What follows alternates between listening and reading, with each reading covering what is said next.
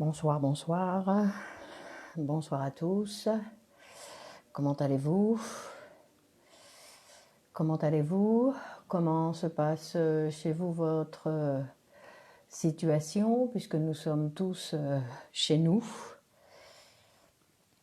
Bon, alors je vais regarder ici. Donc nous allons continuer notre cours sur l'interprétation des rêves.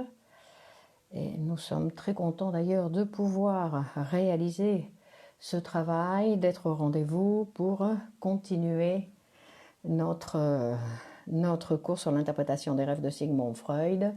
Je m'appelle Clémence Lenis et je suis psychanalyste de l'école de poésie et psychanalyse Grupo Zero.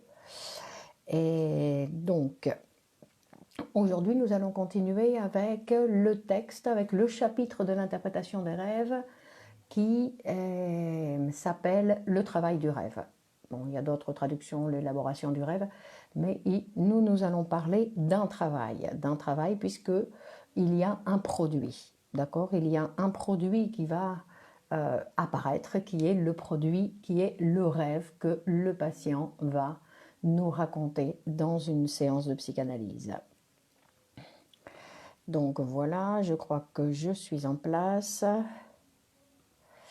Donc nous allons voir si je fais ça, par exemple. Donc nous avions déjà commencé avec bonsoir Doriane, bonjour Carmen, bonsoir Carmen. Donc nous allons continuer avec le travail du rêve. Donc nous avions vu la dernière fois que puisque nous allons partir en psychanalyse, on part de l'effet, de la production, de l'effet du résultat du travail de l'inconscient qui, dans ce cas-ci, est le rêve.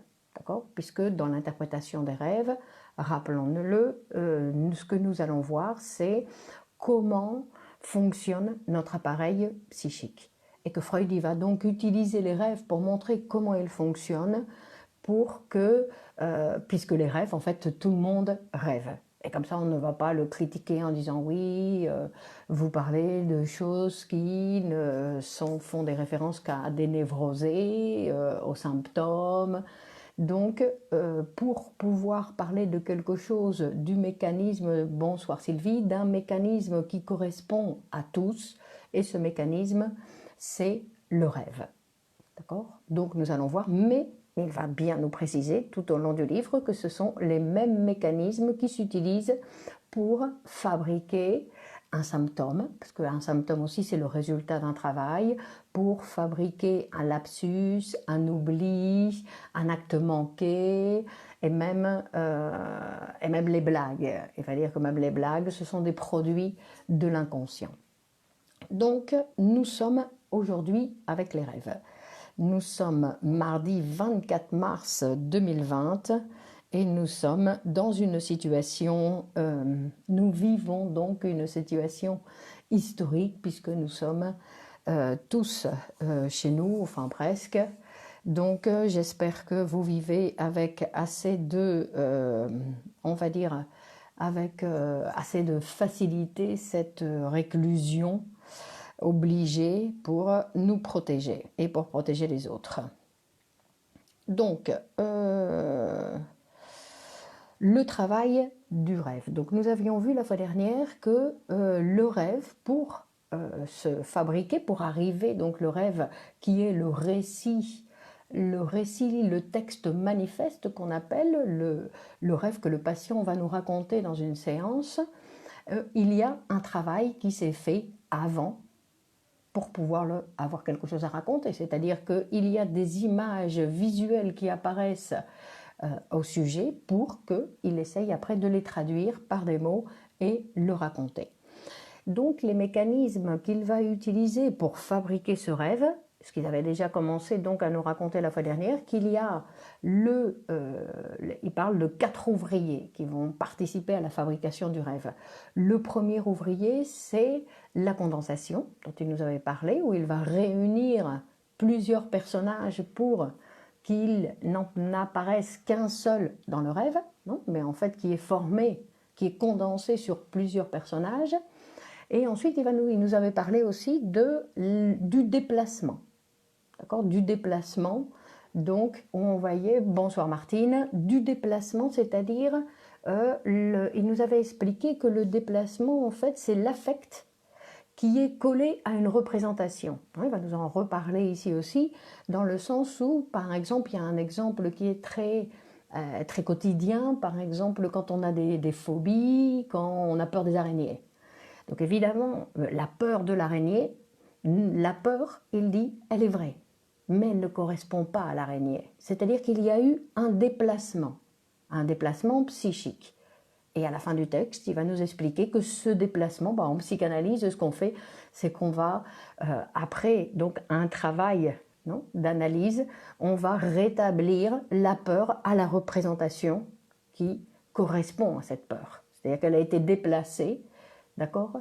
C'est un mécanisme psychique qui a lieu pratiquement, pas pratiquement, qui a lieu tout le temps. Donc nous avions vu sur les 4 éléments ces 2 premiers instruments qui sont donc des instruments qui sont des instruments typiques du système inconscient. Le système inconscient travaille avec ces 4 instruments. Aujourd'hui, nous allons voir les 2 autres, la mise en scène, comment ils apparaissent, d'accord, la mise en scène et ce qu'on appelle l'élaboration secondaire, c'est-à-dire le dernier travail qui va être présenté pour que l'on puisse en parler. Puisqu'en fait, la mise en scène va dépendre des mécanismes de condensation et de déplacement qui vont avoir lieu. Selon la condensation et selon le déplacement, il va y avoir telle mise en scène ou telle autre mise en scène. Parce qu'il va nous dire que ce travail de déplacement, en fait, vous vous rappelez qu'on avait vu que le texte manifeste, en fait, c'est une condensation de toutes les idées latentes que le patient va associer en analyse. Le patient en analyse va raconter son rêve, va raconter aussi ce qui lui arrive, et à partir de là, il va associer sur ce matériel. Et toutes ces associations, c'est ce qu'on appelle les idées latentes. C'est donc des idées qui sont toutes, d'une manière ou d'une autre, en relation avec le contenu du rêve. Même des fois très éloignées, mais qui sont associées à ça. Et donc, il va nous dire que ces idées latentes, c'est du matériel qu'on appelle préconscient, c'est-à-dire que ce sont des traces mnémiques, c'est quelque chose, bonsoir Cyrielle, c'est quelque chose qui est en relation avec la mémoire. Et il va nous dire que le premier travail qui s'effectue, puisqu'en fait la psychanalyse, ce qu'elle fait, c'est une reconstruction théorique à partir du texte manifeste, elle va reconstruire le travail qui a été fait à partir du désir inconscient qui a provoqué le rêve. Et donc ce désir inconscient qui cherche à s'exprimer, pour pouvoir s'exprimer, il va devoir se déformer. Et comment il va se déformer? Il va utiliser ces 4 instruments pour pouvoir passer la censure. Parce qu'on avait vu qu'il y a certaines choses que le sujet ne veut pas savoir. C'est des choses qui sont pour lui désagréables,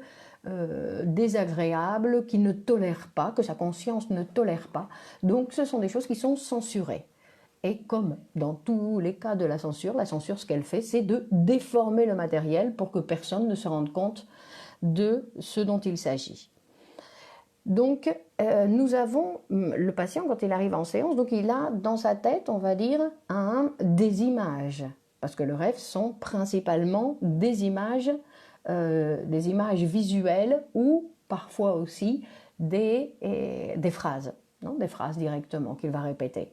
Donc on avait vu, Freud nous avait dit que quand dans un rêve il apparaît une phrase telle quelle, une phrase oui, alors il m'a dit que pom pom pom pom pom, dans le rêve, cette phrase qui est transmise, c'est une phrase que le sujet a écoutée dans sa vie. Alors c'est-à-dire qu'il va nous montrer comment l'être humain n'oublie rien.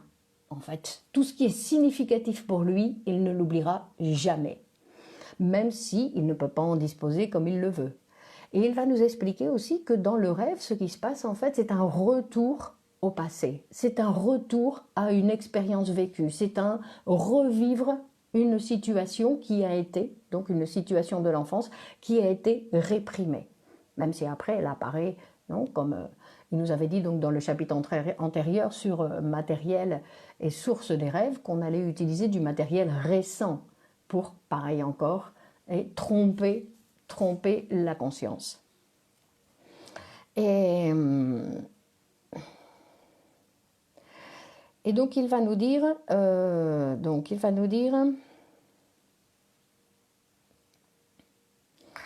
et par exemple, il va nous montrer quelques exemples pour qu'on puisse essayer de voir. Il dit par exemple comment une idée va être transformée en image.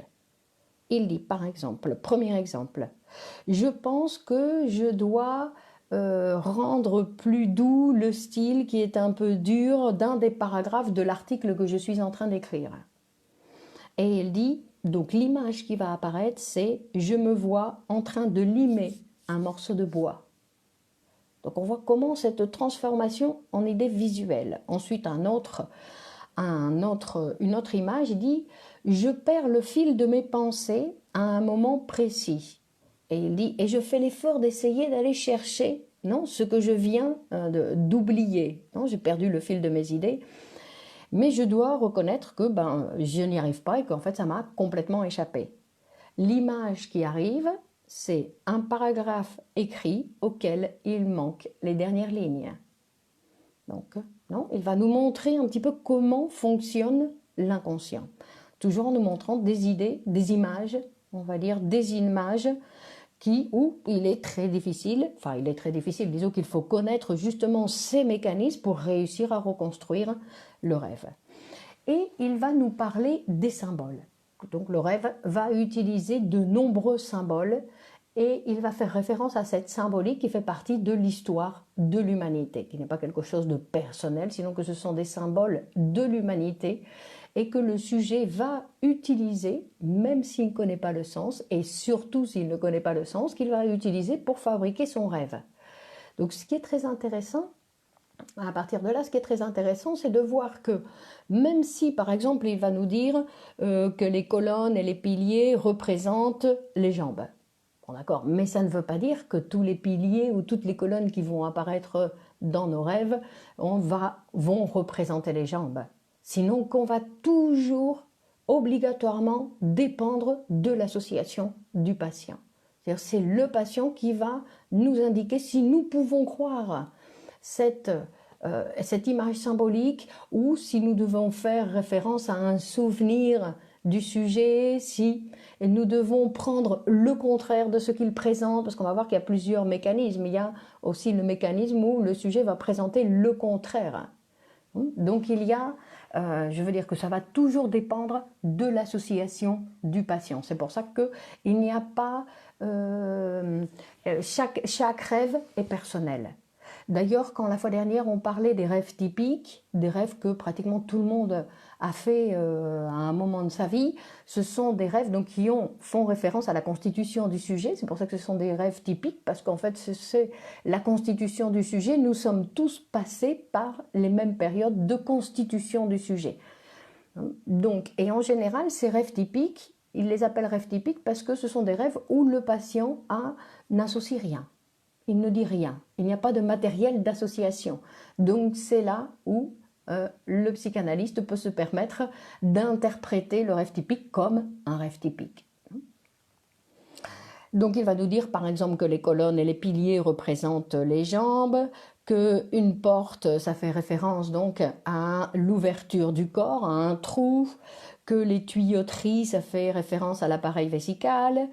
Mais il va dire que tous les ustensiles de la cuisine ou toutes les représentations de la vie végétale sont employés pour couvrir des images sexuelles, pour cacher des images sexuelles. Parce qu'on va voir que comme il s'agit de rêves qui vont toujours faire référence à notre passé et en fait à notre enfance, à notre première enfance. Si vous pouvez assister au cours de demain à 9 h sur la vie sexuelle, où on va voir qu'il y a toute cette première enfance qui est complètement oubliée, qui va passer par une période de latence.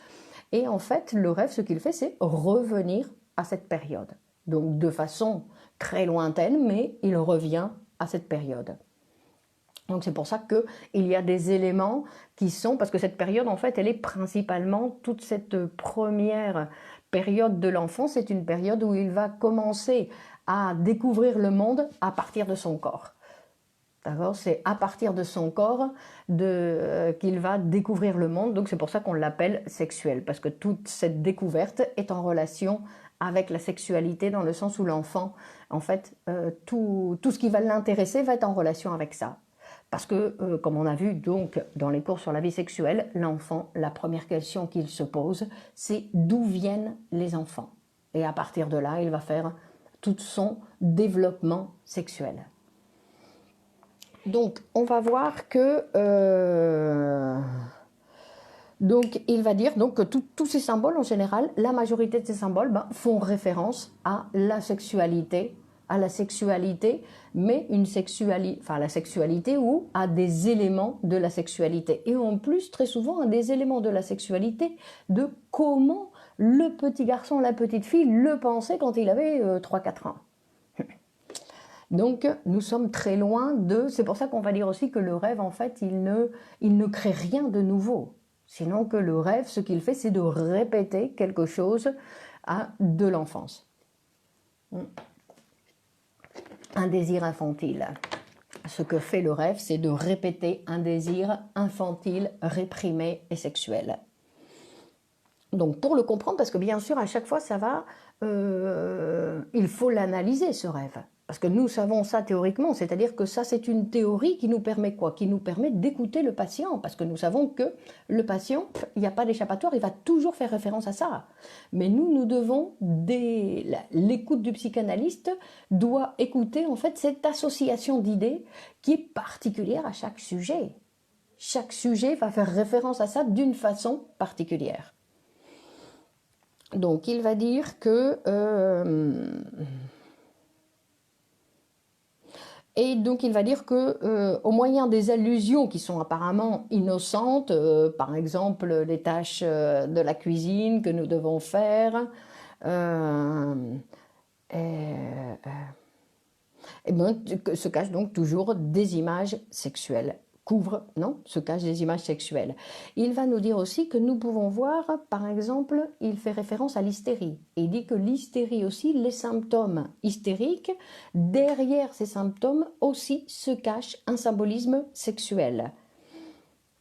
Derrière les choses qui sont quotidiennes et insignifiantes, se cachent des choses sexuelles. Il dit par exemple, quand le petit garçon névrosé, parce que en général dans l'enfance il y a toujours une partie où l'enfant, avant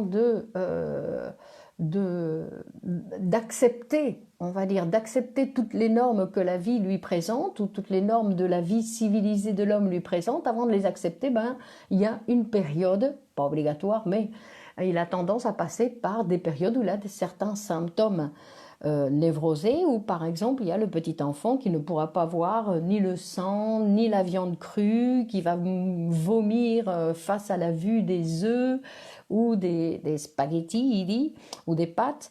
Et en fait, il dit que pareil, ça cache quelque chose de sexuel.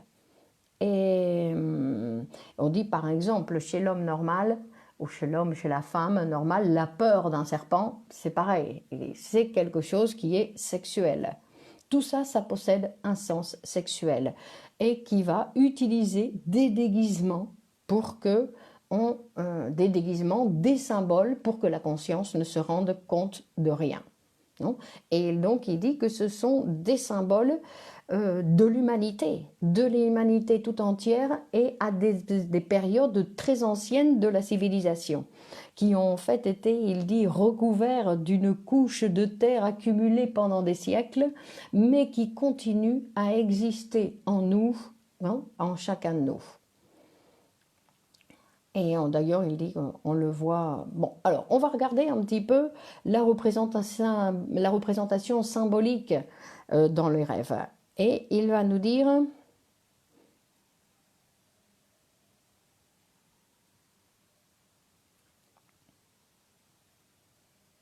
Donc, il dit donc que ces symboles n'appartiennent pas exclusivement au rêve, ils appartiennent à l'histoire du sujet, donc ils peuvent apparaître n'importe quand, n'importe où. Il dit qu'ils sont en fait dans l'inconscient, dans l'inconscient du sujet, et qui s'expriment des fois dans les dictons populaires, dans le folklore, dans les mythes, dans les fables, donc tout ça dans les proverbes, tout ça, ça fait référence aussi très souvent au symbole universel.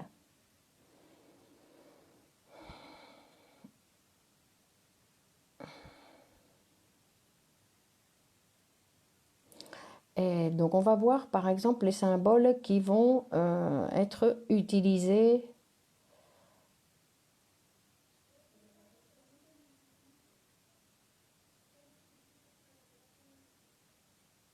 Donc il va dire par exemple, comme dans un rêve, il y a un empereur, une impératrice, un roi, une reine. Il dit tout ça, ça fait référence, donc directement, ça représente les parents du sujet. Et comme ça, lui, le sujet, il est le prince ou la princesse. D'accord? Donc vous voyez, c'est des choses qui font référence à l'enfance. Ensuite, il va dire, par exemple, tous les objets qui sont allongés, les bâtons, les morceaux de bois, il va dire même les parapluies, et il dit que le parapluie, par exemple, toutes les armes qui sont longues, les couteaux, les poignards, les pics, sont des représentations de l'organe génital masculin. D'accord ? Et il va nous dire d'ailleurs, par exemple, le parapluie, il dit qu'en fait, ça fait référence donc au génital masculin, il dit, et en plus avec l'idée de l'érection, puisque quand on l'ouvre, ça peut se représenter comme une érection. Parce qu'il y a des choses où on va le voir directement, c'est comme si on le reconnaît nous aussi de façon facile, ce symbole, puis on dit, ah bah oui, c'est vrai, ah bah oui, c'est vrai. Non, mais il y en a d'autres où on voit qu'il nous manque des éléments pour accepter ce symbolisme qui va nous présenter. Par exemple, il va dire, bon, toutes les boîtes, les tiroirs, les caves, les grottes, les bateaux, tous les types de récipients, ça fait référence aux parties génitales de la femme. Il dit les chambres, ça représente dans les rêves les femmes. La description de ces diverses entrées et sorties, ça confirme, il dit, cette interprétation. Et après, il va nous dire, par exemple, le rêve de fuir à travers une série de chambres représente le sujet dans un bordel ou dans un harem. Où il dit, ou de façon d'interprétation, de façon au contraire, c'est utilisé, il dit, pour représenter le mariage. Donc justement à l'opposé. Et quand le sujet rêve alors attendez, comment c'est ici il dit quand on va faire référence, donc ça c'est une chose par exemple que pratiquement tout le monde connaît, non? Les échelles, les marches, les escaliers, monter, descendre, ce sont des représentations symboliques de l'acte sexuel. Les murs qui sont lisses et dans lesquels parfois nous grimpons dans nos rêves, sur les façades des maisons dans lesquelles nous sommes accrochés, il dit, même avec une intense sensation d'angoisse, correspondent au corps humain debout et qui représente dans le rêve très certainement le souvenir infantile que l'époque où les enfants qui étaient tout petits voulaient grimper sur les jambes des adultes. Et il dit les tables. Une table qui est mise, prête pour manger. Il dit ça représente les femmes. Ensuite, il dit le bois aussi comme matière naturelle fait référence aussi à la matière féminine, il dit. Et donc la table et le lit peuvent représenter le mariage. Et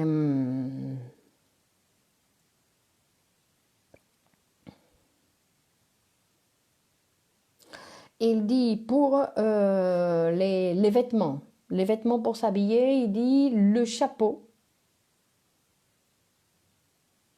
Ça représente le chapeau féminin, ça représente un symbole des parties génitales masculines. La même chose avec le manteau. Dans les rêves des hommes, il y a très souvent, apparaît très souvent la cravate. Et il dit donc que la cravate, ça fait référence à, pareil, au génital masculin. Et il dit en plus avec la possibilité de changer de cravate. Où il va nous expliquer que changer de cravate, c'est quelque chose, changer de cravate, c'est quelque chose que les hommes peuvent réaliser dans leurs rêves, mais qu'ils ne peuvent pas réaliser dans la réalité. Et il dit que les personnes qui emploient ce symbole dans leurs rêves donnent une grande importance aux cravates, non, dans leur manière de s'habiller, et qui possèdent même de véritables collections de cravates. Ensuite, il va dire toutes les machines, les appareils qui apparaissent dans les rêves sont aussi la description des parties génitales, presque toujours masculines. Et les armes, les outils les plus divers, il dit les râteaux, les marteaux, les pistolets, les revolvers, les poignards, les sables, sont aussi employés comme des symboles du membre masculin. Et les paysages que nous voyons dans les rêves, surtout ceux qui montrent des ponts, des montagnes couvertes de bois, peuvent être reconnus aussi facilement comme des descriptions des organes génitaux. Et il dit les enfants, quand il y a des enfants qui apparaissent dans le rêve, ils peuvent aussi faire référence au symbole des organes génitaux. Il dit que les hommes comme les femmes, elles ont tendance à un moment, ou les hommes ou les petites filles ou les petits garçons, à donner à leur organe sexuel le nom, le surnom de mon petit. Il dit dans un rêve, jouer avec un enfant petit ou le frapper, ça fait référence à la masturbation infantile. Il dit la calvitie, se couper les cheveux, s'extraire une dent ou la chute d'une dent, et où la décapitation sont utilisées aussi pour représenter la castration. D'accord? Donc vous voyez, toutes des choses qui appartiennent au développement sexuel de l'enfant. Quand un des symboles du pénis apparaît de façon multiple, en fait, il dit que on doit l'interpréter comme un moyen préventif de la castration. Ensuite, donc les lézards, hein, les lézards qui représentent donc évidemment le membre masculin. Et donc il va dire par exemple les animaux qui sont employés dans la mythologie. Il dit le poisson, l'escargot, le chat, la souris. Tout ça, le serpent, sont des représentations du membre viril. Les petits animaux et les parasites représentent les enfants, les bébés par exemple, ou les petits frères, dont la naissance est venue perturber l'aîné. Se trouver envahi par des insectes, non, qui viennent, non, ça fait référence à une grossesse, il dit.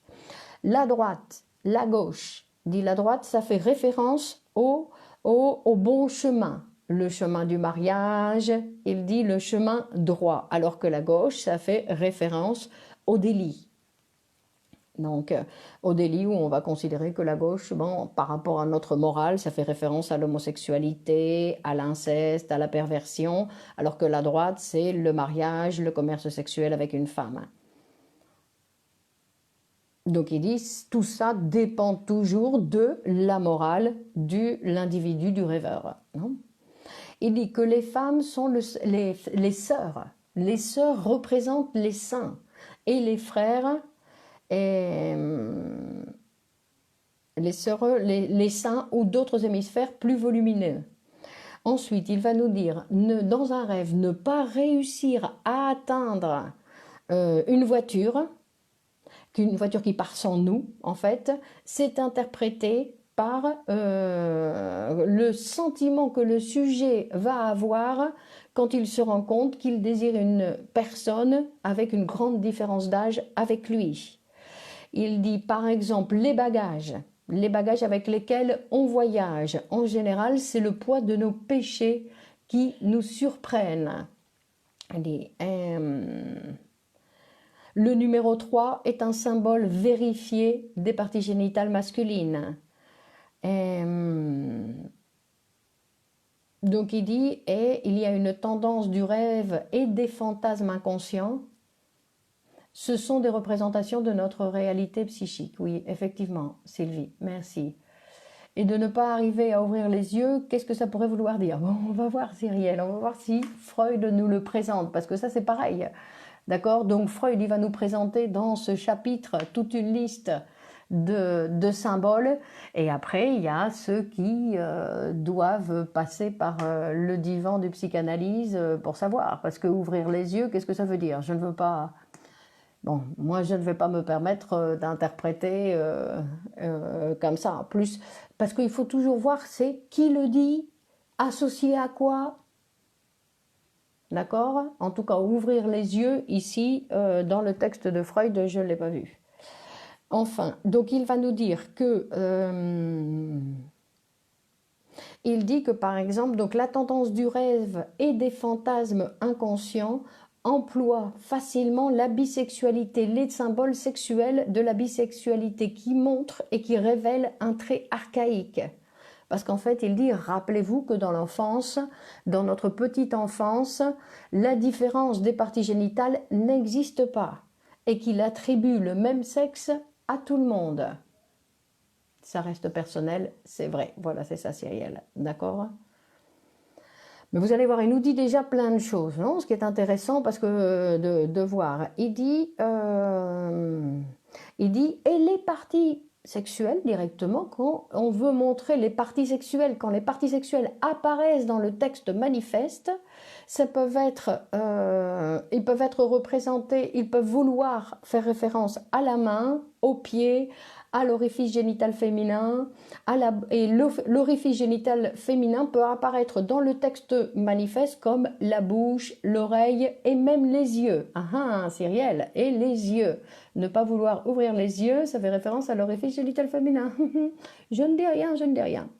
Donc les sécrétions du corps humain, il dit le nez qui coule, les larmes, l'urine et le sperme, ils peuvent se remplacer les uns les autres et ils signifient la même chose, les sécrétions du corps humain, d'accord? Cette partie de nous, non? C'est pour ça que dans le rêve, c'est très important la sexualité infantile, d'accord? De connaître la sexualité infantile pour bien écouter le rêve que le sujet va nous raconter.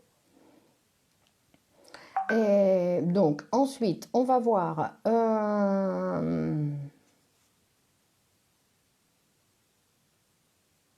Donc, il va dire que pour interpréter un rêve, il est obligatoire de connaître tous ces symboles. Il dit, même si nous savons que ces symboles vont être déterminés par l'association du patient. D'accord? Donc, c'est l'association du patient qui va nous permettre d'interpréter d'une manière ou d'une autre. D'accord? Mais que le symbolisme est obligatoire d'être pris en compte. Et donc il va nous raconter donc un rêve qui est très bien, où il va nous montrer donc la technique de l'interprétation onirique, donc un rêve d'une patiente de Freud. Donc il dit qu'en fait c'est une patiente qui souffre d'agoraphobie, c'est-à-dire qu'elle a peur de sortir de chez elle. Et donc Freud l'a déjà interprété, lui a déjà dit, parce qu'elle a peur de succomber à la séduction. C'est-à-dire qu'elle a peur d'être prise dès qu'elle voit un homme, de le suivre, ou donc elle a ses fantasmes et elle croit qu'en fait elle va succomber à ses fantasmes et qu'elle va se laisser entraîner n'importe comment. Donc pour éviter ce désir qu'elle ne supporte pas, vous voyez, ce désir qui est pour elle tout à fait désagréable, qu'est-ce qu'elle fait? Elle s'enferme chez elle. D'accord? On dirait que nous sommes un petit peu tous agoraphobiques actuellement. D'accord? Une peur à la séduction, donc à de se laisser prendre par la séduction. D'accord? Donc son rêve, elle le raconte, elle dit, c'est l'été et je sors me promener dans les rues. Je porte, elle dit, un chapeau de paille qui a une forme tout à fait particulière, qui est au centre pointu, il dit, et tout à fait pointu, et de deux côtés, il pend. Il dit, mais il y a une chose tout à fait bizarre, c'est que d'un côté, il pend plus bas que l'autre. Est-ce que cela signifie que tous ces symboles sont généralisables pour tout le monde? Oui, puisqu'ils font partie de l'humanité, mais ils dépendent de l'association libre de chaque patient. D'accord? C'est-à-dire que chaque patient va l'utiliser, non? Selon ce qu'il veut exprimer, selon la déformation, parce qu'il y a des gens qui vont pas faire rêver le serpent parce qu'ils savent très bien que ça représente le symbole génital masculin. Donc, ils ne vont pas rêver du serpent ou ils vont rêver d'un serpent. Donc, on est là, on est là. Oui, nous sommes là, nous sommes revenus, la connexion est bonne. Ok, pardon, j'avais pas vu les messages. Bon, on continue ici, tout a changé, vous êtes là. La connexion, nous sommes connectés, je vois plus de mouvement. Donc on va dire, ah, voilà, c'est ça. Ok, donc il y a une petite interruption, mais nous sommes revenus. Donc je continue le rêve, ou plutôt, je le reprends. Donc c'est l'été, je sors me promener dans les rues et j'ai un chapeau de paille tout à fait bizarre, donc qui est pointu au-dessus et d'un côté il pend et il pend de l'autre côté, mais pas à la même hauteur. D'accord? Des deux côtés, il pend d'une façon différente. Et à ce moment-là, quand elle fait cette description, la patiente s'arrête un petit peu. Et ensuite, elle continue. Elle dit, je me sens contente, sûre de moi, et je vais passer à côté d'un groupe de jeunes militaires. Et je pense, vous ne pouvez rien, tous comme vous êtes, vous ne pouvez rien contre moi. Et en fait, il va montrer que dans l'analyse, donc son rêve s'arrête là. Non, simplement, elle va dire, ok, merci Sylvie. Donc dans l'analyse, ça s'arrête là. Vous ne pouvez rien contre moi, tous autant que vous êtes, vous ne pouvez rien contre moi. D'accord? Et dans l'analyse, donc, il ne lui passe rien par la tête. Elle n'a rien à dire, elle s'arrête là. Donc Freud, non, il va la piquer un petit peu pour essayer de la provoquer. Et donc il lui dit, le chapeau, c'est peut-être une représentation des parties génitales masculines avec une partie centrale qui est en érection et les deux parties latérales qui tombent. Et il dit, il fait exprès, Freud il dit, de ne pas faire référence à cette différence, non, de taille des deux côtés. Il dit, il le fait exprès parce qu'il dit, il se rend compte que c'est sur ce petit détail, non, sur le petit détail où se cache, non, la solution du rêve. Et en plus, donc il continue, il dit, et donc il interprète le rêve, Freud, il dit, donc on peut imaginer que le rêve indique que comme vous avez un mari qui a un appareil génital, un membre si splendide, vous n'avez pas de quoi avoir peur, non, d'être tenté par ces militaires. Vous n'allez pas être tenté par ces militaires puisque votre mari, il a un appareil splendide, on va dire. Donc vous n'avez rien à désirer d'eux, puisque vous avez toujours peur à imaginer que vous allez être tenté, non, par ces jeunes militaires, et on voit que là, ça ne va pas être nécessaire, puisque votre mari, non, d'une certaine façon, vous défend. Et donc il dit que elle refuse, non, le fait que et donc Freud y fait référence un petit peu à la différence de taille donc des deux côtés du chapeau. Et elle nie complètement. Elle dit non, pas du tout. Les deux côtés ils étaient de la même hauteur. J'ai jamais dit ça, c'est pas vrai. Et donc Freud il dit je sais que je l'ai écouté. Donc ça lui fait écouter encore plus parce qu'on voit que le sujet ne veut rien savoir justement de ça.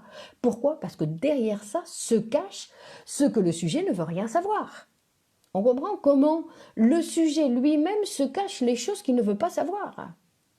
Non, vous avez vu comment nous fonctionnons et nous fonctionnons tous comme ça. D'accord? D'où l'importance de la psychanalyse qui va pouvoir écouter ce que chacun se cache à soi-même. Bon, et en fait, la patiente, donc, elle refuse. Non, mais c'est pas vrai, il n'y avait pas les deux côtés qui étaient, ils pendaient à la même hauteur, il dit. Et donc elle se tait pendant un certain temps, et tout d'un coup, elle reprend, elle dit, je me demande pourquoi mon mari, il aura un testicule qui tombe plus que l'autre. C'est pour tous les hommes pareil ou c'est seulement mon mari? Il dit, ça y est. Donc il dit, elle a donné raison donc à l'interprétation qu'avait fait Freud. Que elle se sentait, elle pouvait sortir dans la rue tranquillement, puisqu'en fait elle était satisfaite par son mari, donc elle n'allait pas succomber à ses propres tentations face à des militaires. Ça va? On comprend le système? Donc après, il y a d'autres rêves, parce que bien sûr, dans ce chapitre, qui est un des chapitres les plus importants de l'interprétation des rêves, il y a plein d'exemples de rêves, mais les exemples de rêves, c'est vrai que c'est assez difficile à raconter, donc moi j'ai pris celui qui me semblait le plus figuratif, le plus didactique, mais en fait, il y en a plein, d'accord? Il y a plein de...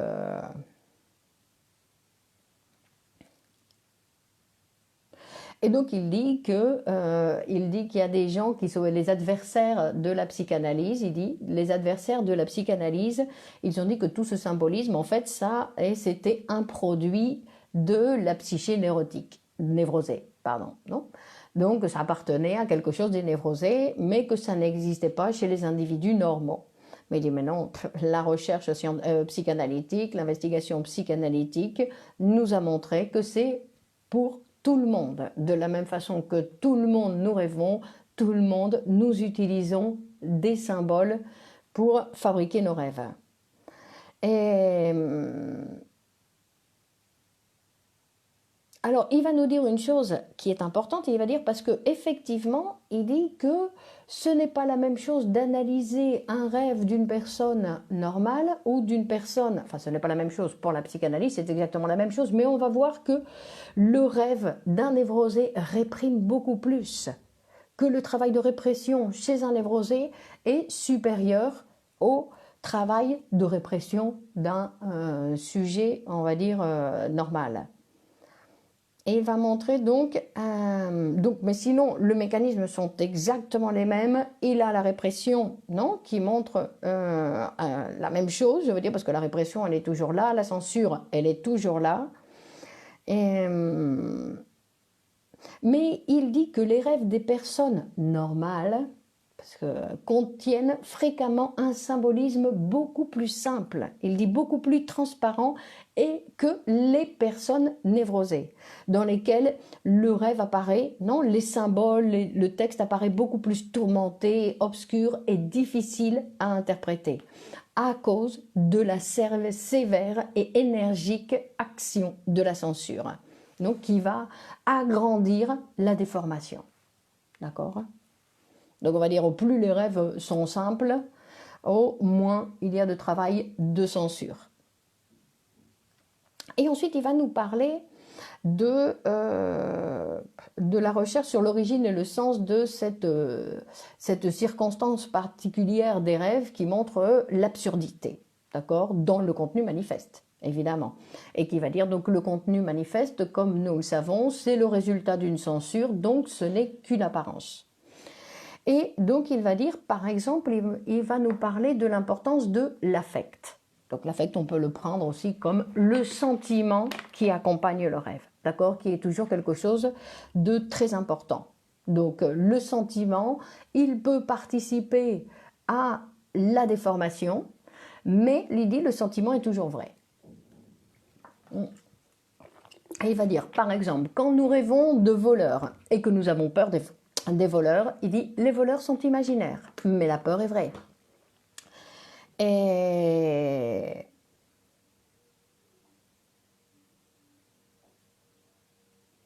parce qu'en fait, il dit que, comme on avait vu donc au début, que l'affect ne correspond pas avec la représentation. Il y a eu un déplacement, donc il faut voir à quoi correspond cette peur. D'accord ? Mais elle ne correspond pas aux voleurs. Et par exemple, dans les rêves qui nous montrent une situation terrible, dangereuse, répulsive, mais que le sujet la raconte, il dit mais j'ai rien senti, j'avais ni peur, ni pas de répugnance, c'était quelque chose pour moi comme si je regardais quelque chose d'inoffensif, non ? Euh,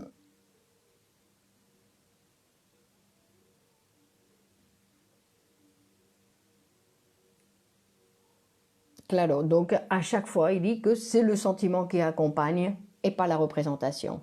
Non, que le contenu des représentations se sont déplacés et ce sont toujours des substitutions, alors que l'affect, il demeure intact.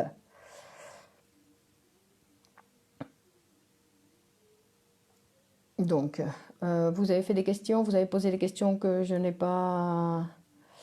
Non, non, il n'y a plus de questions, non? Ok, donc je continue. Donc je continue. Et, donc il dit par exemple, donc nous allons voir, parce que donc je rappelle, le travail que l'inconscient fait pour passer la censure et passer à la censure pour arriver donc aux traces mnémiques qui sont les traces qui sont les traces qui sont en fait dans le préconscient, qui vont être utilisées pour la fabrication du rêve. Il dit que donc c'est toute la déformation qui va avoir lieu. Donc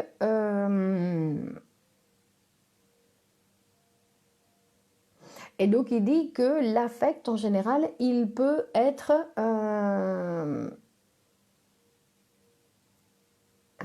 attendez, c'est comment il va nous montrer que chez les hystériques, par exemple, il peut être surpris, l'hystérique, il peut être surpris d'expérimenter une peur incroyable face à des objets complètement inoffensifs, ou le névrosé obsessif, il ne peut pas expliquer pourquoi il va transformer quelque chose pour lui dans des sources d'amers reproches pour des choses inoffensives.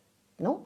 Donc c'est toujours, on voit qu'il y a des choses qui sont inoffensives, qui ne font pas peur, des actes qui ne signifient rien et que pourtant il ne peut pas éviter de répéter, non? Et que donc qui combattent inutilement le symptôme, parce que le symptôme c'est quoi? C'est le résultat. Alors que, donc on a dit, donc l'acte, non? L'acte, la représentation de cet acte, par exemple le névrosé obsessif qui doit mettre sa chaussette, la mettre et l'enlever de façon répétitive avant de se décider à mettre sa chaussure. Non, c'est des actes où le sujet est complètement surpris de voir ce qu'il est obligé de faire, parce qu'en plus il ne peut pas éviter de le faire. Il a certains actes, non, de ce qu'on appelle le TOC, non, l'obsessif qu'il est obligé de réaliser. Donc on voit que cet acte, non, c'est comme une image du rêve, en fait, qu'il faut interpréter, qui cache autre chose. D'accord? Donc c'est là ce qu'il va nous dire, non? Parce qu'en fait, il dit que ils essayent de combattre directement le symptôme. Non, par exemple, il y a la psychologie conductive qui va dire bon, arrête, tu vas arrêter d'utiliser les chaussettes. Maintenant, tu vas directement utiliser. Mais en fait, il va déplacer, il va continuer à déplacer. Si ça, c'est déjà le résultat d'un déplacement. Donc, si on l'empêche de mettre des chaussettes, ben, il va déplacer ailleurs. Parce qu'en fait, si il ne peut pas éviter de faire, non, de représenter ça, c'est parce que pour lui, c'est une solution. Attention, son symptôme, c'est une solution. Tout comme le rêve, c'est une solution pour cette énergie débordante, non, ce désir qui est prêt à s'exprimer pendant la nuit. Et comme il s'agit pendant la nuit, parce que rappelez-vous, le rêve, c'est le gardien du dormir. C'est le gardien du sommeil, pardon. Non, c'est-à-dire que pour maintenir le sommeil, le sujet rêve, parce que sinon il serait réveillé, non, par cette augmentation de tension qu'il y a dans l'appareil. Donc, et pour le névrose obsessif, c'est la même chose. Par cette augmentation de tension qu'il a, il va décharger, en fait, par cet acte répétitif qui cache quoi? Qui cache quelque chose que le sujet ne veut pas savoir. C'est pour ça que c'est le besoin de faire un travail pour que le sujet finisse par accepter, on va dire d'une certaine façon, des choses qu'aujourd'hui il n'accepte pas. Bonsoir Hamid. Donc, et il dit que la psychanalyse intervient alors pour montrer le chemin, non, pour qu'il reconnaisse une parfaite justification de l'affect, non, et chercher la représentation qui correspond à cet affect, non. puisque c'est une représentation en fait qui a été réprimée et qui a été remplacée par une autre.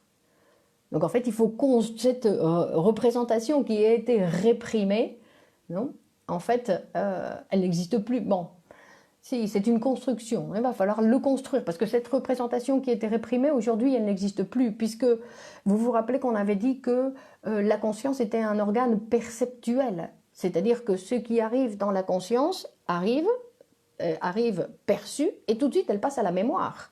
Non, elle ne peut pas se garder. Donc, et quand elle passe à la mémoire, elle est transformée. Donc en fait, ce qui était réprimé, c'était la perception. Mais dans la mémoire, c'est autre chose. Donc c'est pour ça qu'on va dire qu'il s'agit de faire en psychanalyse une construction, une nouvelle. Elle sort en symptôme, exactement. Elle va sortir cette chose que je ne peux pas tolérer de moi-même, qui en général fait référence donc à ma sexualité. À ma sexualité, quand ma morale est très stricte, ben, il y a beaucoup de choses de ma sexualité dont je ne veux rien savoir, et donc je vais produire des symptômes. Alors je vais produire des symptômes où je vais énormément, comme l'agoraphobie, parce que l'agoraphobie, une fois que cette femme elle était enfermée chez elle, ben, elle n'avait pas de tentation. Donc elle arrivait à s'organiser. Vous voyez que l'agoraphobie, pour elle, c'était une solution. Et bien sûr, c'est une solution qui limite notre vie. J'ai la phobie des transports en commun. Boum, je ne prends plus les transports en commun. Non, donc on limite énormément notre vie pour échapper à des choses qui, en fait, sont des petites choses de la vie quotidienne. On va dire que je ne veux pas savoir que j'aime la personne, que j'aime telle personne, parce que je ne peux pas, parce que ma morale ne me le permet pas. Donc ce sont des petites choses de la vie quotidienne que l'être humain a des difficultés à tolérer. D'accord? Et chacun, selon, on a dit, non, comme dans le cours qu'on va continuer donc demain sur la vie sexuelle humaine, où on avait vu que chez l'enfant vont se constituer ce qu'on appelle des barrages qui vont mettre une distance, non, à cette sexualité infantile, qui sont la morale, la pudeur, la honte et même la douleur, on avait vu. Donc ce sont des choses, pourquoi? Pour l'empêcher d'avoir avoir accès à ces choses qu'il a des difficultés à accepter de lui-même. D'accord? C'est pour ça que étudier la psychanalyse, d'une certaine façon, on dit oui, d'accord, c'est possible. Pourquoi? Parce que on s'occupe des autres. Non? Parce que sur soi-même, il y a des choses qu'on ne va pas pouvoir voir. Non? Étudier la psychanalyse, c'est... ou plutôt, Freud il dit aussi, il arrive un moment où, dans l'étude de la psychanalyse, on est obligé d'avoir recours au psychanalyste, parce qu'il y a des choses que si je ne l'accepte pas en moi, ben, je ne peux pas le voir directement, c'est-à-dire que je dois passer pour accepter chez moi, parce que sinon, directement, je suis aveugle, je ne le vois pas. Ou tout d'un coup, les textes de Freud, ils deviennent super complexes, je comprends rien, c'est très complexe. Pourquoi? Parce que c'est quelque chose de moi-même que je ne veux pas voir. D'accord? Donc, on avait dit, donc... Et ensuite, donc, pour terminer rapidement, il y a l'élaboration secondaire. Bonsoir, Fernand. Donc, l'élaboration secondaire, où c'est donc le quatrième travail qui va être réalisé Et en fait, il dit que c'est le travail qui apparaît comme quelque chose de conscient. C'est quand on va raconter le rêve. Donc la dernière, il y a eu la mise en scène, et en plus il y a donc le travail de raconter le rêve qui va d'une certaine façon essayer de rendre compréhensible le plus possible le rêve, et donc qui ressemble à un travail de la raison, de la conscience. Mais en fait, Freud il va dire que non, que c'est un travail qui se fait de façon inconsciente, non, que c'est quelque chose inconscient dans le sens où on ne décide pas, on ne se rend pas compte de ce qu'on dit, d'accord, on ne sait pas. Donc je veux dire, parce que la conscience, comment on va dire, que l'inconscient, il va venir montrer, puisqu'en fait ce travail dont je viens de parler, ces 4 ouvriers qui fabriquent le rêve, mais en fait ils fabriquent à chaque fois qu'il y a une augmentation de tension dans l'appareil psychique, l'inconscient doit s'exprimer et la censure va toujours déformer. Donc tout ce qui arrive dans la conscience, c'est toujours déformé. Merci Sylvie. D'accord? C'est toujours déformé. Donc obligatoirement, nous avons une relation avec notre vie quotidienne où nous ne pouvons pas croire ce que nous vivons. Nous ne pouvons pas croire ce que nous sentons, nous ne pouvons pas croire ce qu'on nous dit, que tout ça, le résultat d'une transformation. D'accord? Donc nous vivons d'une certaine façon, de la même façon que nous vivons avec l'illusion que, je reprends toujours cet exemple qui est très explicatif, d'accord? Nous pensons que nous vivons sur une terre qui ne tourne pas, qui est plate, je veux dire, où le soleil, c'est le soleil qui tourne autour de la terre. Ben, de la même façon, nous sommes dans une situation qui ne nous permet pas de découvrir la réalité de la chose, de la même façon pour notre psychique, dans la réalité, c'est pour ça qu'il y a autant de conflits.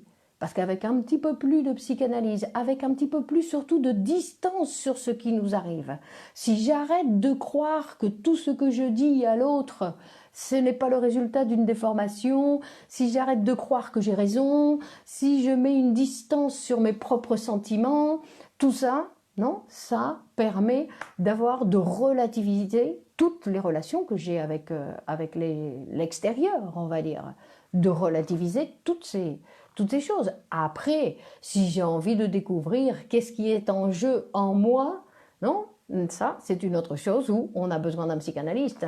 Mais sinon, déjà ça, essayons de prendre distance sur ce qui nous arrive. Je veux dire que y a beaucoup de gens, comme maintenant, par exemple, la situation dans laquelle nous vivons aujourd'hui, elle est tellement confuse, il y a tellement d'informations, des informations contradictoires, des informations qui nous disent beaucoup, pas beaucoup, des morts, des contagions, des ceci, des cela, si c'est vrai, si c'est pas vrai. Donc on en devient avec, et on peut pas. Il faut prendre une distance, sinon on est envahi par toutes ces idées qu'on nous donne. Donc ça, c'est les mécanismes des médias où on doit prendre une distance. Premièrement, parce que quand nous vivons, nous ne pouvons pas savoir ce que nous vivons. Nous sommes victimes, d'une certaine façon, de ce que nous sommes en train de vivre. Et nous ne pouvons pas savoir, nous le vivons. Voilà. Après, nous pouvons aller voir le psychanalyste et lui raconter ce qui s'est passé. Et là, on peut essayer de faire une lecture sur ce qui s'est passé. Mais au moment où on vit, on doit vivre. Pas chercher à savoir ni à comprendre. On doit vivre. D'accord? Et vivre, c'est-à-dire en prendre plein les yeux, en prendre, s'alimenter, se transformer, apprendre, découvrir. D'accord? Ou on va dire vivre. Après, le reste, on le saura plus tard. Et si on passe par le psychanalyste, sinon on ne saura pas grand-chose. D'accord, oui, la psychanalyse est bienvenue, non Sylvie? Dans cette époque si trouble, on va dire, si trouble, parce qu'il faut savoir que c'est principalement, non, la sensation qu'on nous donne, qu'on nous transmet, non, une sensation de trouble, et qui veulent tous, non, nous rendre malades. Donc, c'est pour ça que la psychanalyse est un instrument indispensable actuellement pour ne pas se laisser balloter par les médias qui nous disent un jour une chose, un jour une autre chose, d'accord, un petit peu partout. Donc demain, on continue avec le cours de la vie sexuelle humaine où nous allons commencer avec la métamorphose de la puberté. Vivre, exactement, vivre. Oubliez d'essayer de comprendre, vivre. D'accord? Ce qui n'est pas facile, parce qu'on n'est pas habitué à ça, on nous a toujours dit que pour vivre, il faut comprendre, il faut comprendre. Salut Annabelle, salut Annabelle. D'accord? Donc, merci de partager ce vidéo avec vos contacts pour qu'on ait tous la possibilité de découvrir, on va dire, ce que nous propose la psychanalyse, qui est vraiment un instrument merveilleux pour pouvoir faire face à notre condition d'être humain dans le monde, qu'il faut savoir que c'est un monde que nous avons construit. D'accord? C'est un monde où nous participons à cette construction. Donc, au plus nous aurons la capacité d'avoir les yeux ouverts, d'accord? Exactement. La psychanalyse permet de prendre de saines distances, non? De ne pas se laisser emporter par ces tensions, non? Donc, c'est un apprentissage. Donc, que je vous recommande. Merci de partager. Et on continue demain avec la vie sexuelle humaine. Demain, mercredi, à 21 h sur ce même Facebook. Donc, prenons rendez-vous pour maintenir une petite discipline qui, dans ces temps de beaucoup d'inaction, on va dire, la discipline est nécessaire. Alors, à demain sur la métamorphose de la puberté. Au revoir. Ah, et la prochaine fois, on continue avec le chapitre de l'oubli des rêves mardi prochain à 20 h. Alors, bonne continuation et à la prochaine fois. Allez, au revoir. Prenez soin de vous, hein, prenez soin de vous. Au revoir. Ciao, ciao.